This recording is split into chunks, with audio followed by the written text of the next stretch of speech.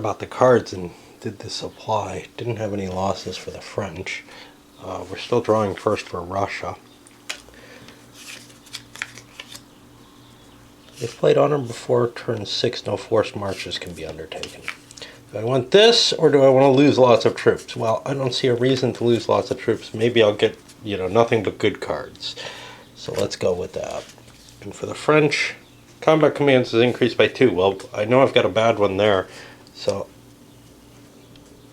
I'll do that as well. Russian logistical support loses contact with its retreating units. Yeah, I'll say. Anti-German faction is within Russian petition Tsar for removal of Barclay de Tolly. Yeah, Barclay's been removed rather violently. Okay, so now I've jumped through the supply, and everybody's in supply except for the units that had forage on them. And I paid their problems out. But now I'm at the hard choice. Do I want a 2-year campaign or not? And I'm really leaning towards it.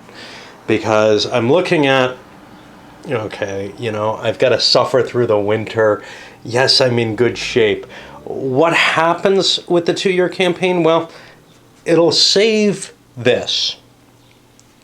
Also, I'm going to lose more troops, and the Russians are going to gain troops. But I get to establish an ultimate supply source up along the Dvina, which could be here at Polotsk, it could be at Dinaburg, it could not be at Vitebsk unless I build a depot there. I don't have to worry about trying to establish 3 hex length supply lines, which I'm sort of set up for here. I don't know, 1, 2, 3, 4. I don't know why I have a supply source here. I guess I was planning for it in advance. But once I get to here, I've got a problem. These guys are a problem. So I'm going to have to, either go here or withdraw from there and let the Russians regain that, perhaps. And the winter doesn't end, right? Down here we're looking at problems, but I could of course drop a supply here. Back here we're looking at problems that I think are inside. Well, I could take the leaky looky.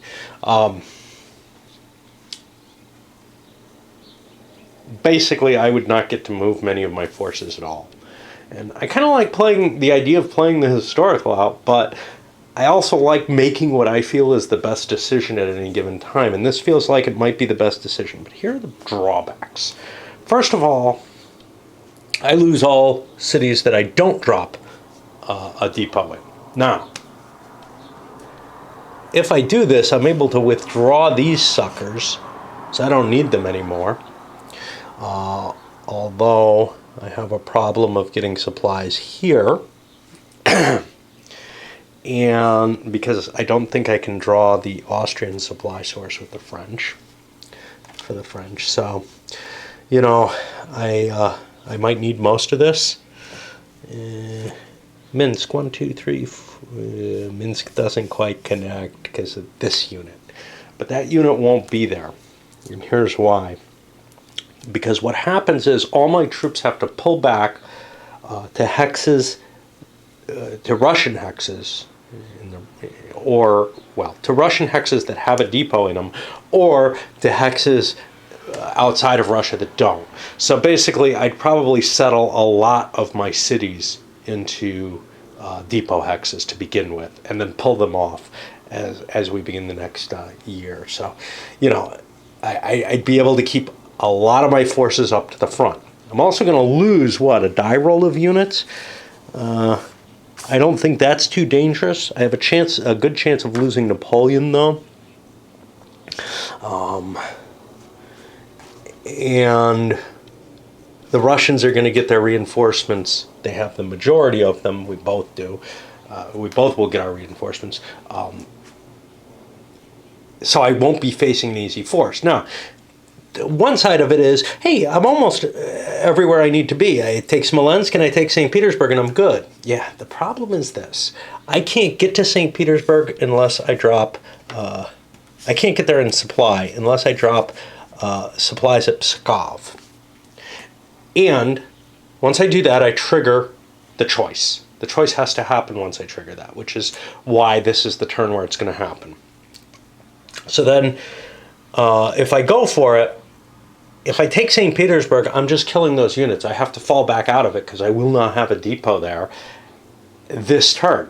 Alternatively, I could go march out of supply to St. Petersburg, grab it, and I guess maybe drop depots here and here next turn and strengthen my position. And in fact, no, St. Petersburg's not adjacent to this river. Pity. It would seem like St. Petersburg would make a good ultimate supply source for the French, but it's no big deal. By making this the ultimate supply source, it means even if I don't cover these cities, and I think they all will be, the Russians can't set up in them. So given how far I've advanced in the north, I really think that moving to the 2-year campaign makes more sense. I'm not so sure it would make as much sense if I was driven this way. I'm not sure it wouldn't. But I'm just terrified of the winter, you know? I mean, I know the historical result, right? And I don't see how it's going to be much better. I'm going to have so many of my depots committed just to my supply chain that I'm not going to have a lot of ability to move. But I do have most of the territory I need to win the game already. Actually, I think I've won either way, but because the Russian army is pretty much destroyed. But we'll see what this can do. So I think we're going to aim for the 2-year campaign, and in which case, you know, I probably will go up to St. Petersburg to try to schwack this, because it's a couple more units I can kill. The Russians are also going to get some replacements that they wouldn't get otherwise by this. And with the deck, oh no, wait, it's more than 1 die. The Russians get 2 dice and half. No, they get not quite a die. I mean, it's more. It's a little more than a die, I think. No, it's more averaged than a die is all that it is. And do the French lose the same thing? 2 dice divided by 2? I don't know. But yeah, 2 dice divided in half. And I have a chance of losing commanders, but that's no biggie.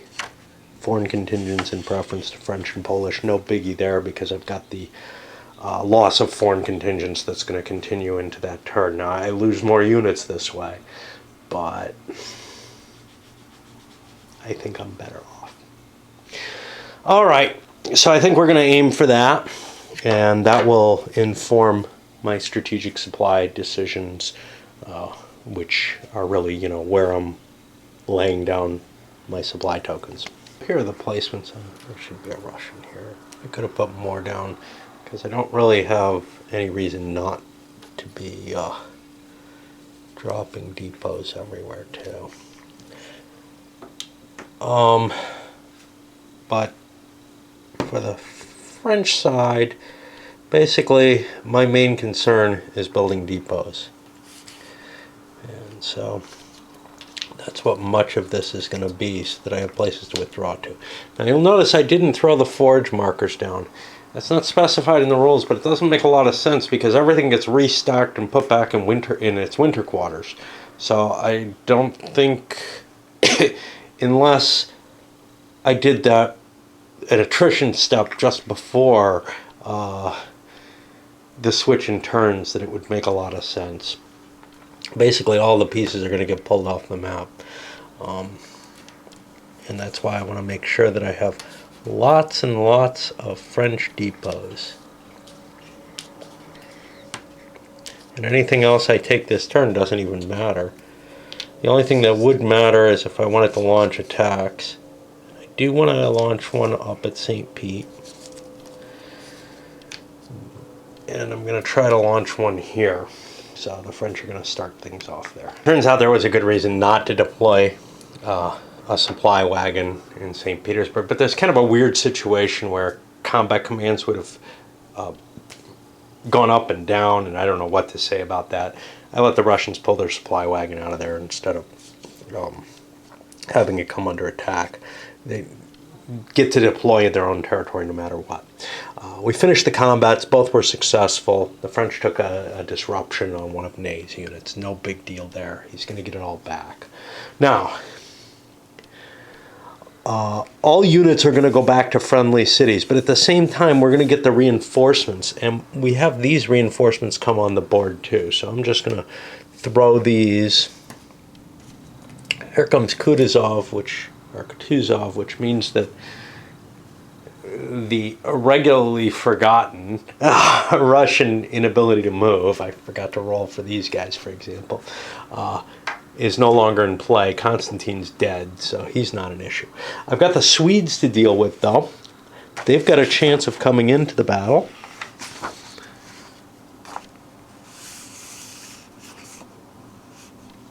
If I get a 4, 5, or 6,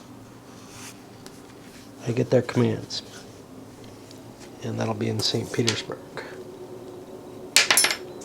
Okay, so we're going to get the Swedish army coming in to help. And they start out at St. Pete, but because Russia owns everything in between, and of course they have railroad. No. Yeah, it's pretty questionable to say. I could probably maneuver throughout here, but that's a rough terrain, except that the French are pulling back for their winter quarters. So that's going to give the Russians a chance to really connect everything up. So it's not that big a deal. The Russians are also going to get basically all their reinforcements as well. Strangely, the reinforcements that came in here, these are 11th Corps. Yeah, they'd have come in with Victor, so that's no big deal. I'm just making sure. I think it would be possible for the French to trigger this before all the reinforcements that are accounted for in here would actually have gotten in. And then reading the rules strictly, you wouldn't get them. But we're not going to see that. So essentially what I'm going to do is I'm going to pull all the French and all the Russians off the board, and they get to redeploy pretty much wherever they like. The Russians have to worry, though, about being in winter supply, which means their army can't really be too far from where it's already operating. The edge of the board, St. Petersburg, the edge of the board. Actually, I think St. Petersburg may be a special supply source, but I'm not sure. And no, I think the whole east and south. Let me check their supply. It's under ultimate supply sources in here.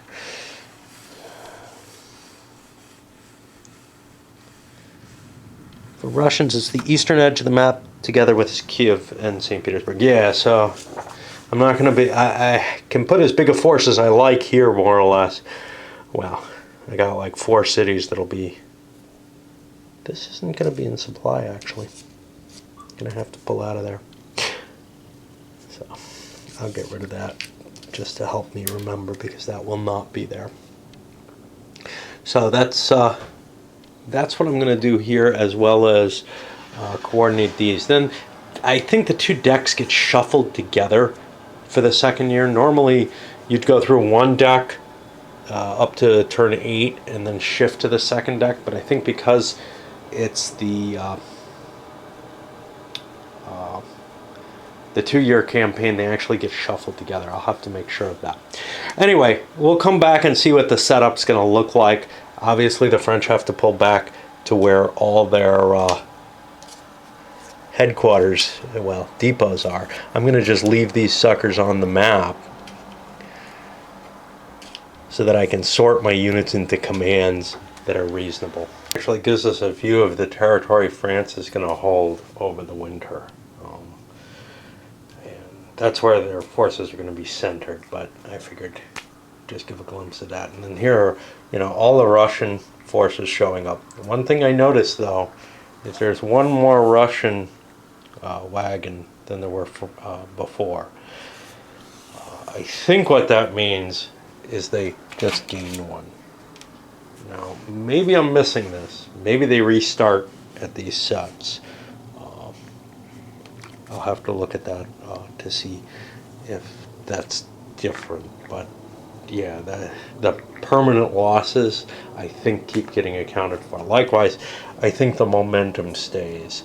And of course, the Russian defeats should probably remain where they are, or points that Russia is going to get as kind of a handicap.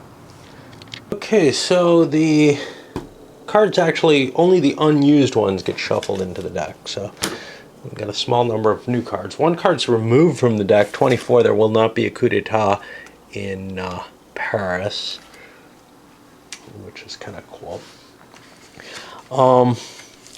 Before I actually set up,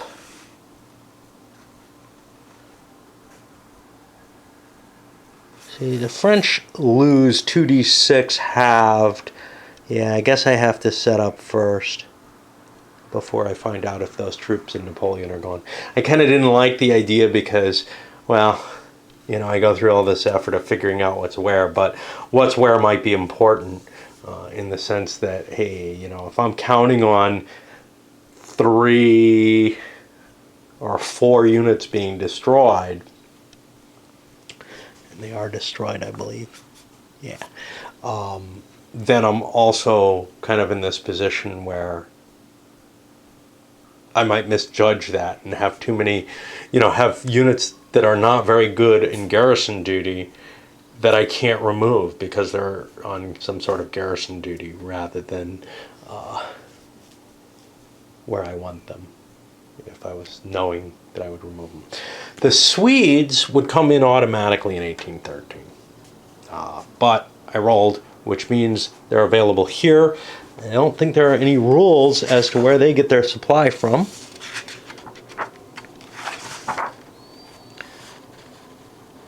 There are no rules about Sweden's supply source, so I assume that they can draw supply from any Russian territory. Since they came in already, I also suppose that I can redeploy them anywhere. They are not counted as a corps. They get no benefit for being with the Swedish leader. Such is life. The French setup, Napoleon up here with Ney because it provides a significant bonus to Ney. Ney's got a pretty good core, which is why I'm wasting a 2-point leader there. Plus, Napoleon might not stay around. There's a good chance he won't. Which is one reason I thought about putting Davout there, but Davout over here to grab Smolensk. MacDonald and Poniatowski here. In the background, I've got Junot and Rainier, who have a lot of foreign troops and aren't particularly good commanders, so we're going to roll a couple of dice to see how many of these go away. The number's 9. Halved is, what, 4.5? Round down. I get to kill 4 units.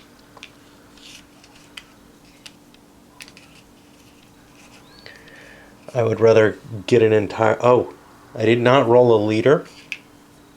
1s and 2s are the leaders, right? No, 1s.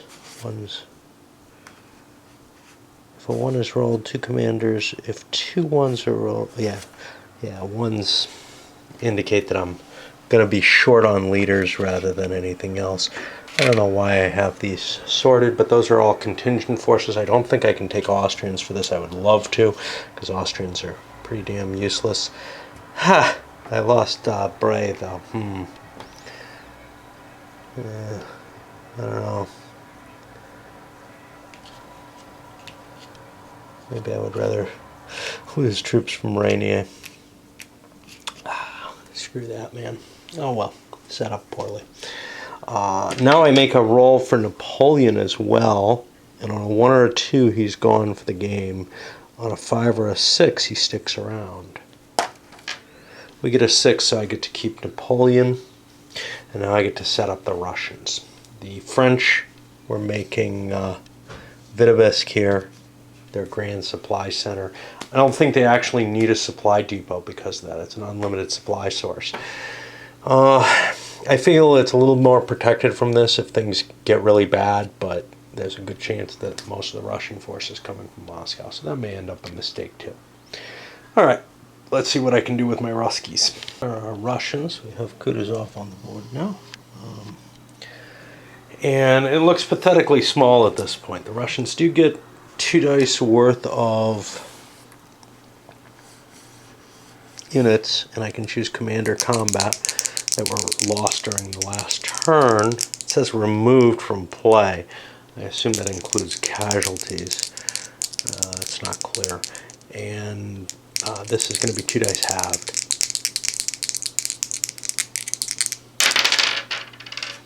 And we get a nice big number. It's rounded down, I'd assume. Yeah. So I'm going to get 4 more units. Now, I'd like to give Tormasov some of these. Actually, 3, 6, unfortunately, Kutuzov wants to see. The problem is, Tormasov's a leader of the 3rd Army, and these are not 3rd Army conscripts. I don't know if there's something 3rd Army I can give to him that'll work. I doubt it. I beefed him up with a bunch of 2nd Army stuff that, you know, I could have brought a commander in for it probably. I don't know. It's hard for me to tell what would be wise and what wouldn't, but Tormasov seems pretty decent there. He's a good enough leader, and I have, by adding all the forces, I have nice stacks everywhere. Even if his isn't as good as it would be if it was led by someone else, it may be about as good as if I left a unit out to bring it. A lot of new veteran units, veterans down here that fit in with Dr. Oz army too, I think. Yeah, that'll help build something up. But you know, it just doesn't look like there's a lot of Russian stuff now. That's not all though, because as we play, the Russians on a 3 through 5 get a unit back, and on a 6 they get 2 units back each turn. So they're gonna have a constant flow of troops, which they wouldn't normally have in the 1812 or the 1812 scenario. What the hell I should say? I don't know what. I guess 1812 is part of the name. And I think other than that, we're done with the setup going into here. I've assigned the wagons, so we're ready to go draw a card, I guess. So we're ready to start, I guess, the 1813 side of things. With joy, by the way, this is, I think, going to be the first day over 100. Always seems so early when it happens. And at least for the French, I think they're going to want to take an option I don't often take, convert a depot to a supply train. As you can see, I don't have a lot of command capability left. But I have depots all over the place to allow me to put the army forward. So this is my supply source. Obviously I can get rid of this one. I'm going to need, not that one, I'm going to need someone though to get down to Brest. Schwarzenberg could do it, I guess. But 1, 2, 3, 4, 5, he's out of range, whereas the French are in range, so someone should be heading there. I don't know if I have extra leaders kicking around somewhere. I do have some extras. I just they're not necessarily where I want. Like Saint-Cyr has Mortier that, as you know, is available. Maybe he'll grab one of Rainier's troops. I get a lot of time to get there. It's not like the Russians are probably going to be making a push up into the Pripyats. That looks difficult. But yeah, now we're going to start allocating supply trains. And even though the Russians have more little counters here, assuming they don't pull off enough French, They don't have, the French still have to go first because they had the most total in terms of number. And so for the French, it's kind of nice right now because we're without we don't have that forage rule in place for the next couple turns again. We have all our stockpiles in place, so you know we're starting a new campaign. That's great, and we can get pretty much everything moving. I pulled a bunch of supply markers off, obviously. The depots, I'm still in supply everywhere. It's all coming from here, and we're planning on making some pushes. McDonald's holding an important location here at Gomel, which I'm not counting on being able to take Kiev, but I'm not facing as much proportionally as it looked like initially. On the other hand, St. Petersburg is better defended than I thought, which is why Napoleon's not moving forward. And eventually the main Russian army is going to come in from Moscow. And that's, the real threat there is Smolensk. By the way, I think there's been a couple of times where I've treated a non-walled city as if it's a walled city. The non-walled cities don't have a terrain defensive value.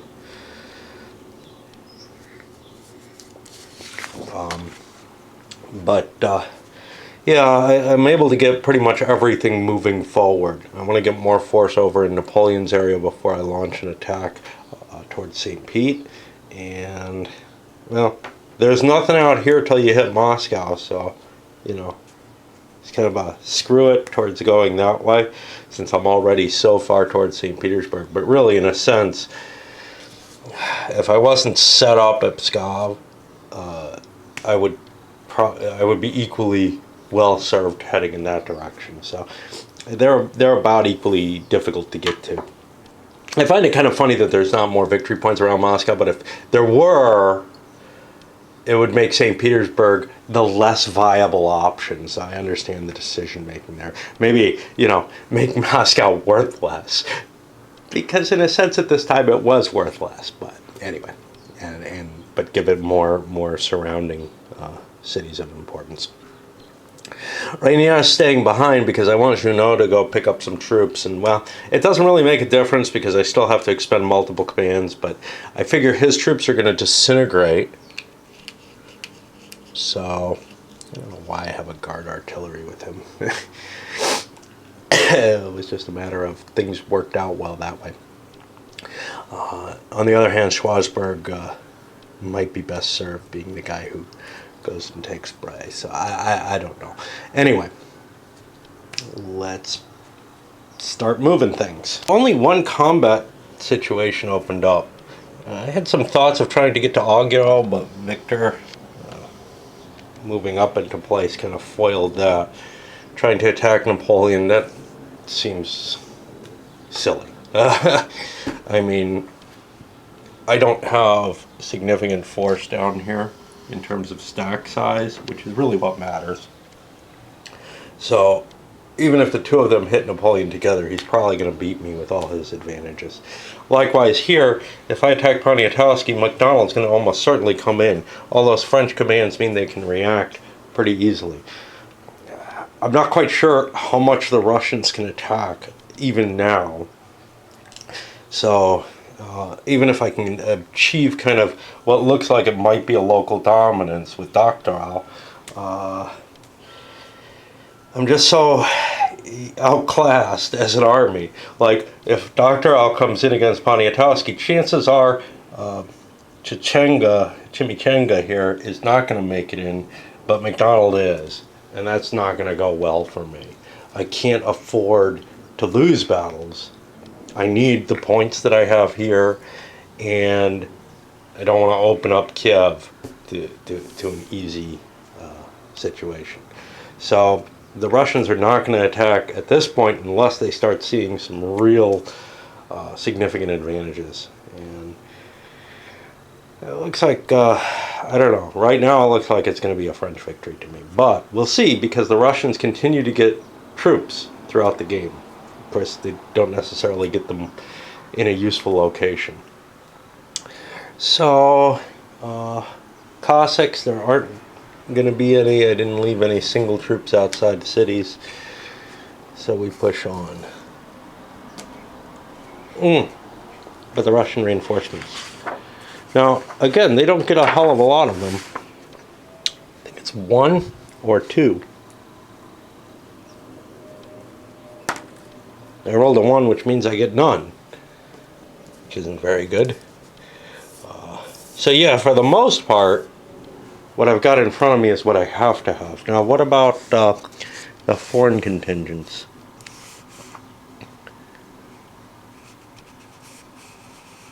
At the start of each turn, beginning with turn 11. Well, we got a ways to go before that happens, actually. The foreign troops will start defecting. So on turn 9, we've switched who gets the first card. Now it's the French. That's just something you have to remember. It's not going to be noted there.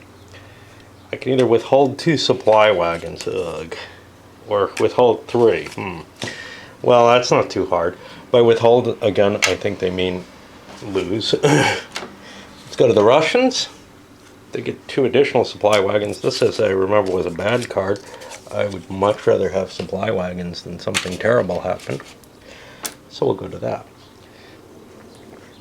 And now we check our supply. I think everybody's in supply at this point. Remember, we have a 5 hex because we're not going into winter here. And now if anybody wants to undepot themselves, this might actually be an option. I've got supply coming out of Minsk from here. I don't really think I need this. I left it last time. Oops. And with me running short on supply wagons, I think I ought to pull that one out. The only disadvantage to that one, no, I can make it to here from Minsk as well. I was going to say the only disadvantage was, do I need this one? Hey, I forgot to move Juneau.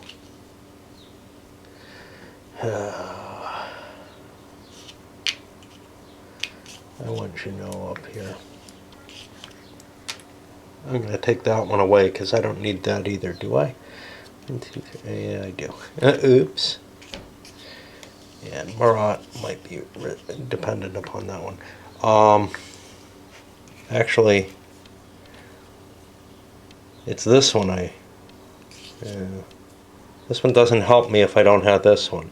Where was my wagon? It was here at Vilna. I can get rid of the Tilsit one. I can't get rid of the Vilna one.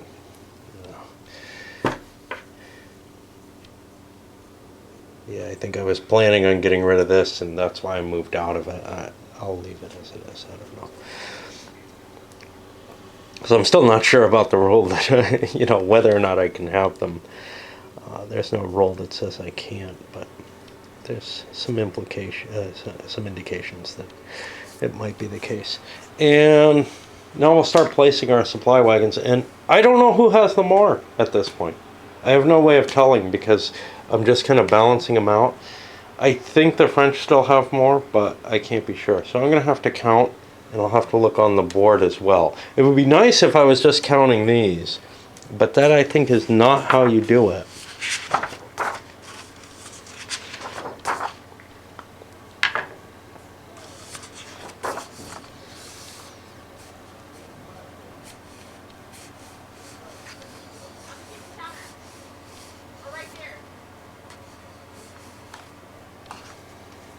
Yeah, it's the person per this table. So I guess it's unmodified. So that would be the French have to keep going.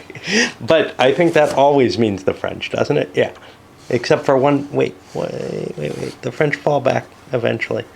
They fall behind somewhere. They fall behind here on turn 14. So if we got to turn 14, when we get to turn 14, it switches over. Because that's how it's written. See, I screwed up with my Russians. I've got supply here at Tula, but that doesn't get me anywhere. It doesn't cross these rivers. So 1, 2, 3, 4, it gets me to.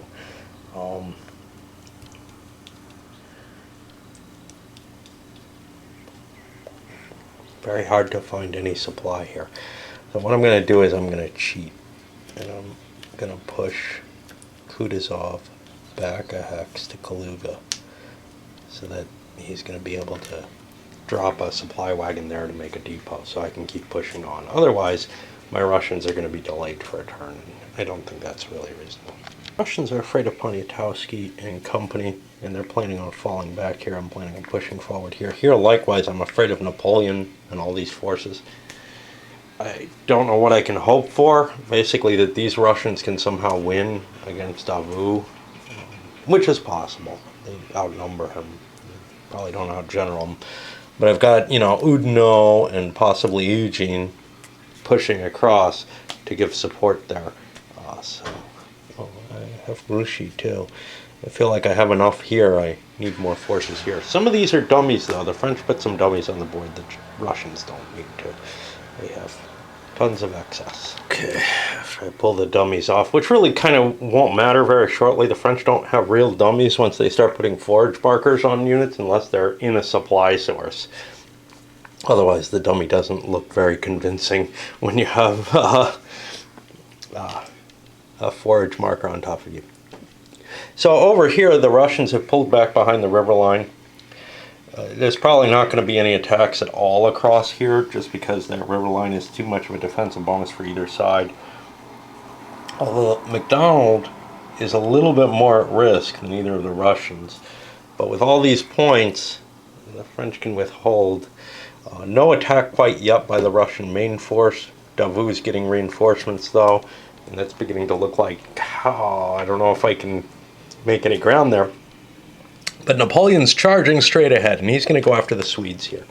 And with the Russians only having one command point, they're going to have trouble actually getting the Finns, who are in place here as well, over to the left, to come into the battle. And that's why Napoleon's going for it. He figures he has probably better than an even chance against both of them, but he's going to be able to demolish the Swedes. It didn't work out that way. Napoleon rolled a 1, the only thing that would have stopped them, so he didn't get the attack off.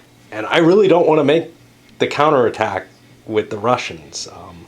If they Russians and Swedes try to come in here, they're still probably not going to coordinate. They're probably not going to attack at all, but that's something separate. Anyway, that puts us down to Cossack time. There aren't any loose French in place. And the commander movement, if I had anything I wanted to move, which I don't think I will. And of course I'll cheat and catch myself if I do. So that puts us to the end, but at the end is when we make a couple of checks. First of all, the French have to detach something, I believe. This is the optional stuff. We looked it up before.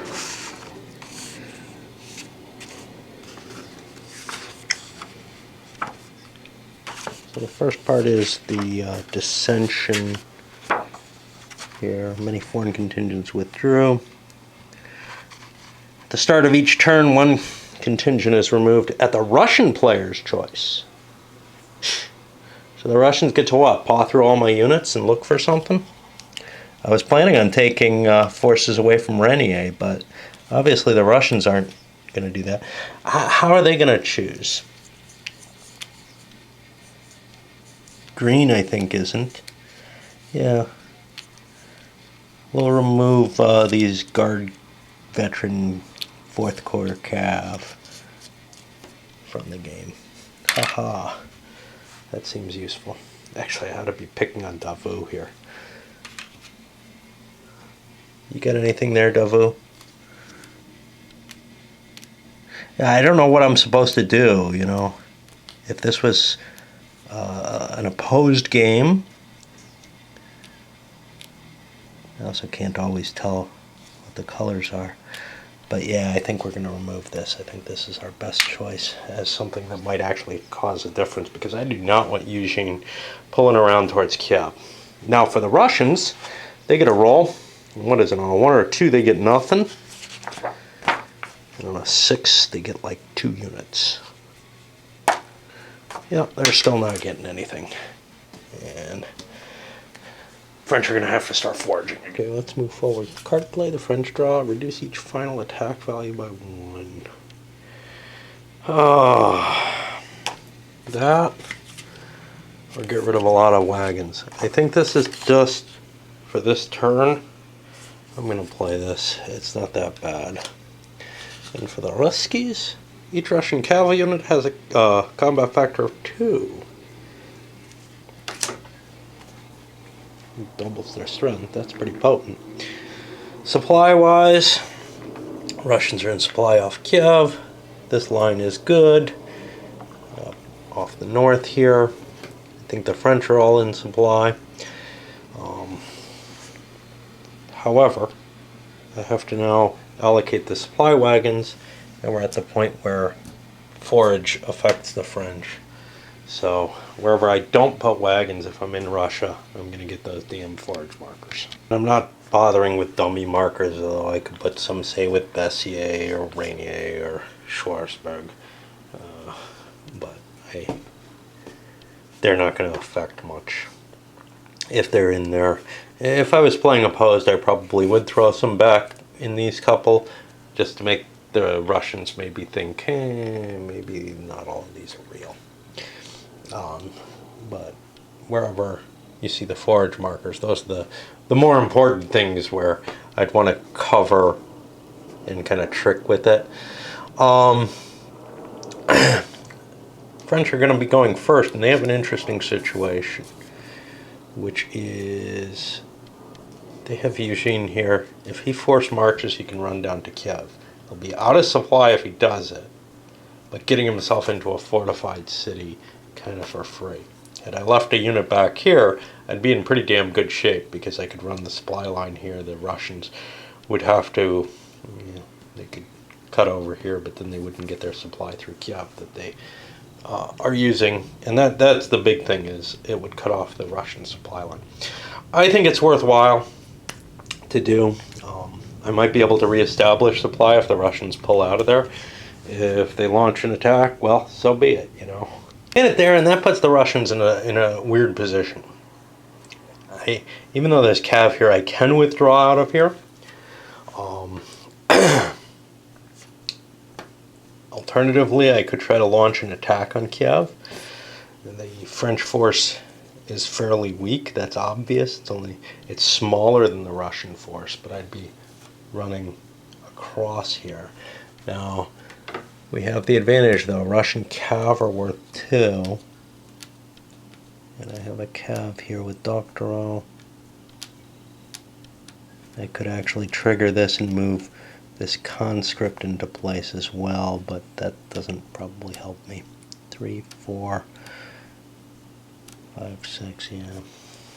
I would have to leave the conscript down here rather than pulling back. Alternatively, if I run away with this unit, I can start trying to eke my way back to the main supply line and give it off. I think I'm going to launch the attack, which may mean that I want to hold off on moving these guys and try to trigger something somewhere else. The problem with that, of course, is the French are withholding their own actions until after the Russians go. Now, they're going to be able to do that no matter what, because they just have more triggers. I could have more triggers on the Russians, though. There's nothing that stops me from having played these. So I'm going to put extra pieces out here, and I can play them out as passes, essentially. So that's what I'm going to do here. I'm going to play a pass out and let the French make their decision what they want to do. Make them try to react. Now, I think the best thing I can do is cut this. Again, I'm out of supply once I do this, but that's no biggie. I can reestablish supply if I can win here. Now, that may not happen because we got kind of a problem here. We don't have a bridge here. These guys have nowhere to go. So unless I do a second round of combat, and remember I'm halved for that second round, I'm not going to be able to plow into both of these stacks. But it does pin these guys in place and start making a real mess. Is that what I want to do? Is it not what I want to do? I don't know. It's played out. The French have kind of played their hand going here. Now, it's not guaranteed. They still got a couple of corps ready to move up if the Russians withdraw. But I did kind of show things off by moving Napoleon there. Now, the Swedes can pull away, and Napoleon won't be in the fight, except possible defensive fight if they end up adjacent, which is going to be tough while he's here. Over here, the Russians are swinging around, and this is okay that this is open because there's cav in both these hexes. So that kind of leaves this hex open for the Russians to move into. The French could pull out of here, cross the river, and go for a dual attack over on Tormasov. This is going to be, I think, the focus of where the battle is. But we're all just trying to play things out to prevent this from playing out, because neither side really wants to make the decision there. An interesting maneuver going on. The positioning of the Russian forces has made it so that I had to kind of pull Davout out of here. I kind of left him where he was, but Oudinot is pretty beaten up. May or may not be able to bring reinforcements in. It's across the river, it halves things, who knows. So by putting things here, I'm going to get the attack. I gave up on trying to launch the attack on Tormasov that I could have made. So instead, it's going to be against Austin, which I think is a weaker positioning. But I don't know. And that's going to put it back over on the Russians. Now, the Russians probably want to pull one of these out. See, here's the thing. If they move this force, which is the one they can kind of afford to move in some ways, because if they move this one, I can swing down, and let's see, I can pick on this if I can cross here. But I don't know. Am I in contact with Cav? Yeah. Cav's not going to stop me there. So I could just run down to here. If this guy moves, I can run across the bridge, and that's trivial. And then I've got good attacks on either of these hexes if I want. And it's kind of getting to the point where, geez, I think I've got to actually pull out of here. I kind of wanted to make that attack on Eugene, but if I do, I'm just afraid I'm going to lose everything there. Now, Kiev's fortified, so that's a penalty. The river's another penalty, and I can only get one unit attacking. I can slip around this way. 1, 2, 3. That's probably my best move. Let's do that. Because I can't give up Kiev. That's how I'm looking at it. Well, I do that, and it means Poniatowski moves into place here, and now we're in position to make a massive attack here. Eugene may be in a lot of trouble, though, but we're in supply running up to here. And that puts it back on the Russians. I gotta pull out.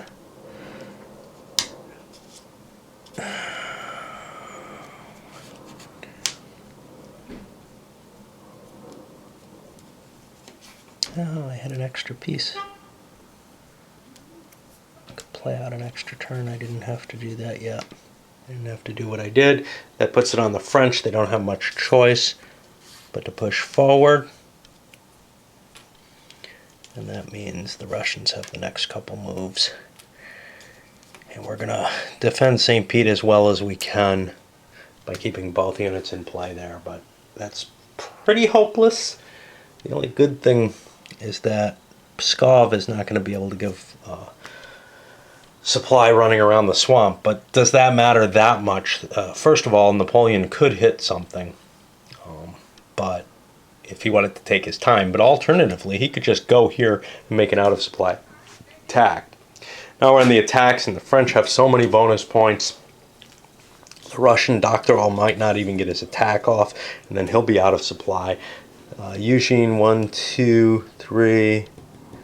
If I can brush this out of there, I will be in supply. So this did not work out well for the Russians, I don't think. This might have, though. We'll see. The French were able to launch their attack first. They drove Austin Sakin, I think, out of here. And then Davout was available for Oudinot. Kutuzov was unable to get Tormasov into place for his attack. Actually, Tormasov tried the first attack and failed to even go in. He got the one. And then over here, Poniatowski was able to destroy, what was it? It's this Chimichangas force. Doctorow has been superseded by him, which made a mess, which actually made this a weaker force. They're both corps commanders. Dr. O has less of his troops there. He only has one. His chances weren't very good. And that means the French are potentially in supply down here, and the Russians are not. And then this is okay, but Smolensk is open here. And then we're still pushing the Russians up here. I think I'm still safe from Cossacks. It's getting close. We had... no, I don't think we have anything in the loose that's in danger. Commander movement, I don't know. I should get this guy out of here. That's what I should do. Because he's not doing me any good there. Dr. O's a little better. Maybe I should get Dr. O out of there. There's just nowhere safe to go. That's the problem. This is all fine. Do I have any extra leaders kicking around? Because I'd like to send... These pieces are really hard to cope with. I'd like to send someone back to Moscow to try to ferry troops. I have extra leaders for the French, but I don't seem to be able to move my forces. And that means we get potential reinforcements. The French are going to have to give up one of their units. We'll see what the Russians build. I'm not sure I took these cards into effect last time, but we started a new card. Additional French supply trains, we'll buy them. That's the end of the line for us, so we may draw the other one. We may play the lose some if need be. And the Russians get additional. Now their card is again one they'd rather not play. But I'm out of supply trains. Do I want to play this to no effect? I think I've got plenty of supply trains. I can't really afford to lose units, which is what this will do. As well as kill supply trains. Of course, I get some of the supply trains back. Okay.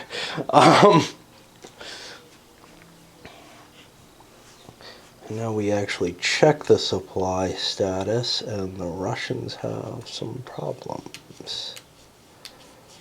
This force is going to be out of supply.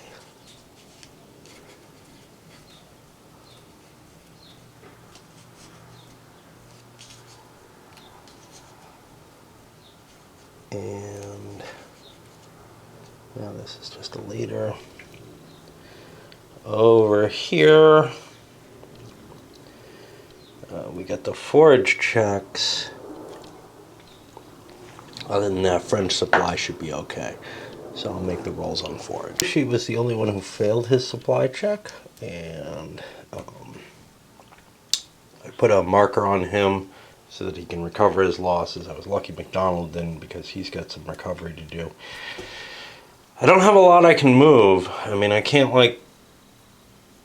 I've got too much that's up at the front to activate to worry about Rainier and Schwarzburg until it's time to try to win the game and grab these cities.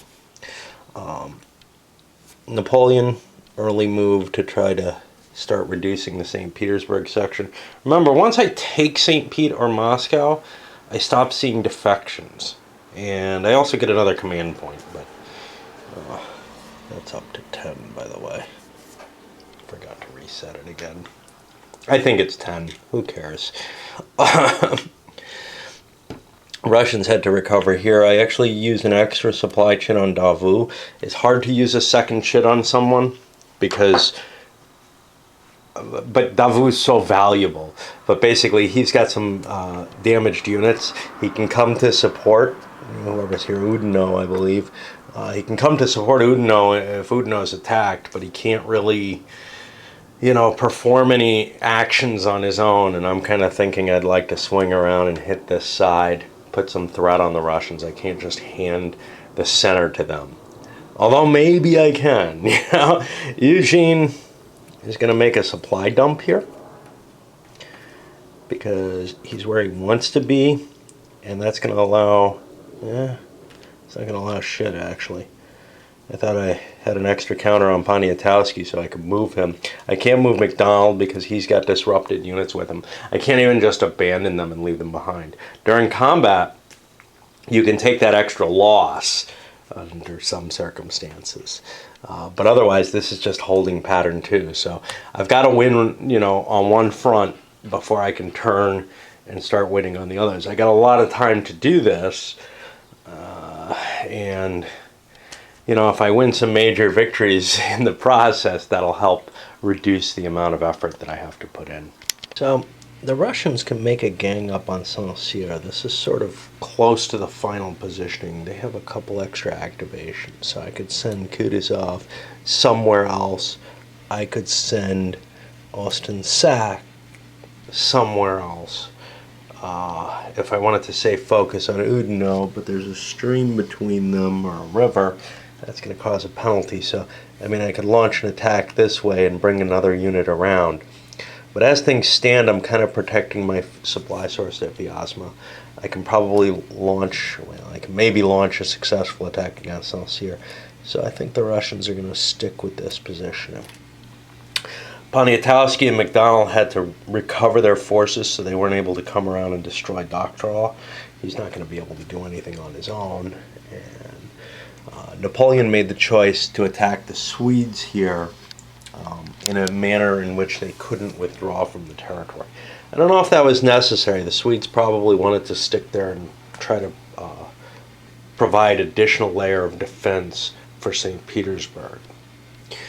Another option would be try to wipe the Swedes out with just Napoleon and then use Napoleon and Victor to see if they can destroy that other line. So there are still some tactical options for the French to do here with the huge amount of command points that they have available, and the fact that I'm not, engaging down here in the south. I don't even necessarily have to launch attacks here, although I would kind of like to bust Tormasov. But if I do that, if I can bring Davout and Saint-Cyr in, it's possible that things might go badly for Saint-Cyr. It's possible they will anyway, though. So I think that's kind of my most important place to launch an attack from with the French. Round of battle is a slight victory for the French, but you can see I've gotten a little less lazy putting previous combat markers in place, just to remind me, because that battle, there might be another battle round there. In particular, the Russians, well, they have no points left, but they might have an interest in trying to spark a battle there. Alternatively, they might want to pick on Victor here. Of course, if they do that, there's Augereau could come into play, and that might actually make life easier on the French. Not much has happened anywhere along the line, actually. Managed to knock out the Swedes, and that makes St. Petersburg essentially open for Napoleon next turn, but not quite yet. Ney was able to advance with one of his units, leaving Napoleon in command. And that opens up a danger. Eugene was unable to get any traction here. He was hoping to wipe him out. He switched commanders because, I don't know why I had Doctorow back there. He's better defensively, but I'd rather try to save him and maybe ferry troops there. So long as nobody steps on him. If somebody steps on him, he's doomed because he's got nothing in range except this. This line I didn't pursue any further. I did a couple of attacks up there. Napoleon then putting Ney here. Victor launched an attack, and Eugene did too because he can't get hurt. We did win one major battle against the Swedes. Puts us now up to 11, and the victory point limitation is lower. Of course, the Russians can't go down, but the problem here is Ney is subject to Cossacks. And indeed he is. And I believe that's just eliminated, no, it's just disrupted. That's not so bad. But it does cause some problems. And then, let's see, that's going to move us to the next turn, which means we have reinforcements. The French are going to have to lose one of their contingent units. The Russians will pick one out somewhere. But let's see what the Russian reinforcements are. And it looks like the Russians are going to get a reinforcement. The question is, do I want to put a leader here yet, or to ferry troops up, Or am I more interested in building up another unit, and maybe Doctor can get there? If I can get a big enough pile of units, it can have more effect on the fight. How much of an attritional line is this? How much danger is there to the French taking St. Petersburg and moving their army down to deal with this? I think I need a leader. And let's see what we're gathering here. We're gathering 5th Corps, so I'll try to hunt down the right leader for that. Hopefully he's a 2-point leader, but I didn't take that into account. Okay, let's see the card draw of the French. If on or after 2 French cavalry are converted to conscript infantry, if played before turn 11, CCs are reduced by 2. If on or after 2 French cav are converted to conscript infantry or eliminated.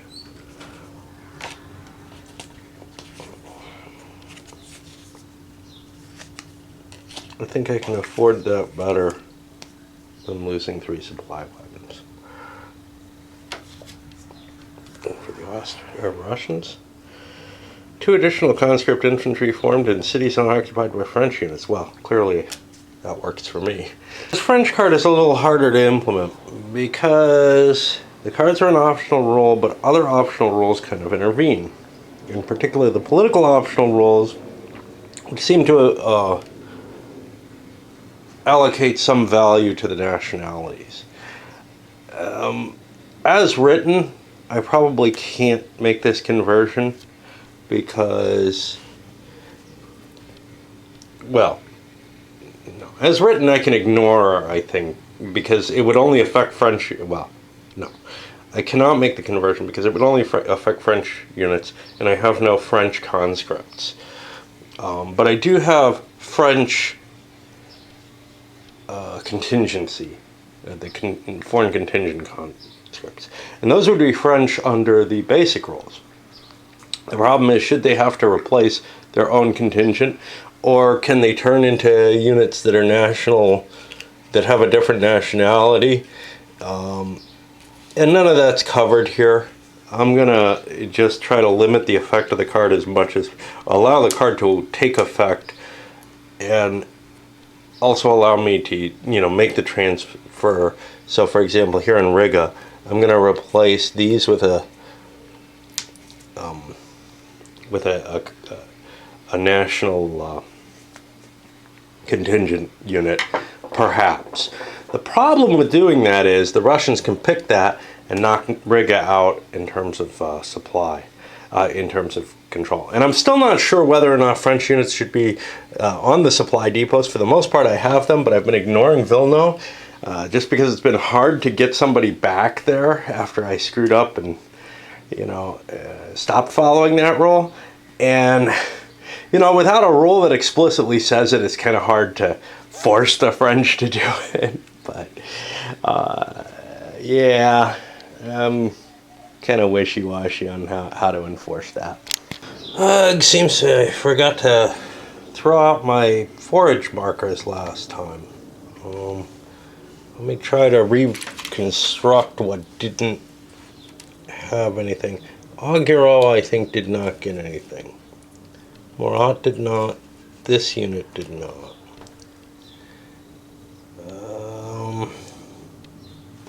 I'm not sure that I don't think I gave orders to Yushin. He's on a depot. I think I gave orders to everyone else who's not on a depot. So, look at our chances for that. Supply needs have largely cost them their mobility. What we ended up, this is here. What we ended up doing was basically what we did last time, choosing to spread things out. This time I'm going to try to fix this, a forced march into there. But a lot of these units are damaged from one reason or another. Attrition, perhaps, in the case of, say, Grouchy, or combat up here.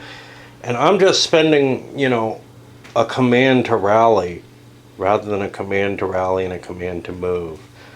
I may actually be laying down a depot for Oudinot here instead. I gotta think about that. I don't like that idea because I think Udino needs some mobility. I'm not sure I really want to be in Smolensk right now. It's kind of, in terms of the terrain, it's kind of cut off from where that main thrust of the Russians are. I would have liked to get McDonald and Poniatowski moving up this way. I didn't have the extra point for McDonald because I have to rally Augureau. If I wasn't doing this, I would. You know, screw it. Because this is some made-up rule that I'm not sure if it applies or not. It applies when it comes to victory point time. I got to get a guy there then, but I don't think I need to have a guy there at all times. So after movement, the Russians, with their excess of supply, were able to actually arrange for Tormasov to pull back in the woods a little bit, but Davout was not able to advance. I just found he had a disordered unit with him. That changes everything. For some reason, I find the mechanical aspects of this game particularly difficult in ways that a larger and more detailed game often doesn't seem to have. I don't know why, but finding the flipped over counter and knowing that I can't, and not being able to move because of that. It's buried in the stack, maybe my own fault in terms of placement, but anyway, this is where Tormasov wanted to be, and he wanted to be away from Davout, so that all works out. We got Poniatowski and McDonald trying to move forward, Bagratin, or his replacement, coming forward to try to reinforce the Russian line. What we're hoping is that Victor can, from the French point of view, Victor can break the St. Petersburg line without Napoleon, so we can get the move on this turn, that maybe Eugene can wipe this out. It's not really a threat unless the Russians can get reinforcements into play, and that doesn't look at all likely in that direction. The French so handcuffed by the limited number of supply markers that they have compared to the size of the army in terms of territory that it's encompassing. So, the French still have this huge initiative bonus, though, which basically means they get to decide where the fights will happen and not. So, for example, Osten-Sack might be able to wipe out Saint-Cyr, but he might not. And Victor manages a major battle here. By getting a retreat, he destroys the entire Russian force.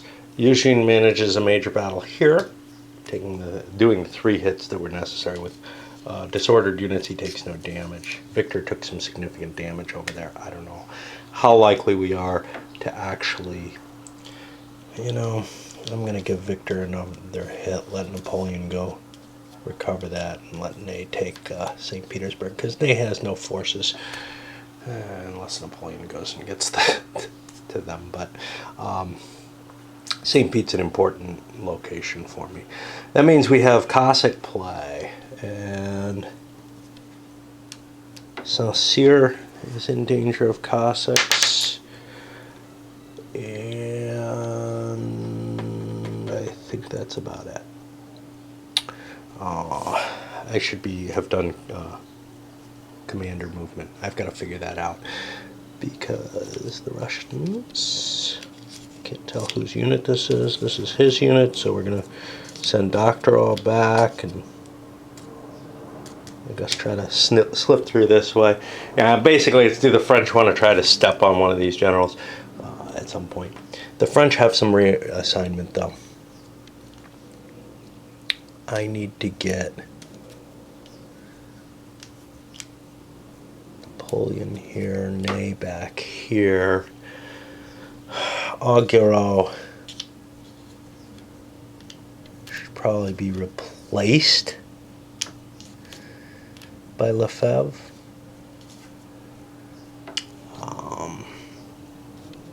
To give me better rally capability. I don't think I get an extra rally off it being my unit, which is kind of goofy. And I think that's about it in terms of that. And then we got the reinforcements. The French have St. Petersburg. They're not losing any more troops through the bleeding of the Allies, whereas the Russians may get some more. 2, I don't remember if that's an extra one.